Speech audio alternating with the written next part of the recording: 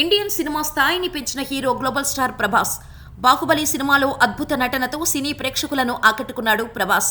బాహుబలి 2తో ఏకంగా బాలీవుడ్ రికార్డులను తిరగరాసి ప్రభాస్ పేరిట సరికొత్త రికార్డులు నెలకొల్పాడు. కానీ టాలీవుడ్ నటులు అంటే బాలీవుడ్కు ఎప్పుడూ చిన్న చూపే. మన వాళ్ళు ఇండస్ట్రీ రికార్డులు తిరగరాసి హిట్స్ ఇచ్చినా సరే తెలుగు వాళ్ళు అనే చిన్న చూపు ఉంది బాలీవుడ్ జనాలకి. ఇటీవల మరోసారి మన టాలీవుడ్ హీరోపై అక్కసు వెళ్లగక్కాడు బాలీవుడ్ నటుడు. రీసెంట్గా వరల్డ్ వైడ్ రికార్డులు నమోదు చేసిన కల్కి చిత్రంలో ప్రభాస్ ఓ జోకర్లా కనిపించాడని బాలీవుడ్ నటుడు అర్షద్ వార్సీ వివాదాస్పద వ్యాఖ్యలు చేశాడు. ఈ వ్యాఖ్యలపై టాలీవుడ్ మండిపడుతోంది.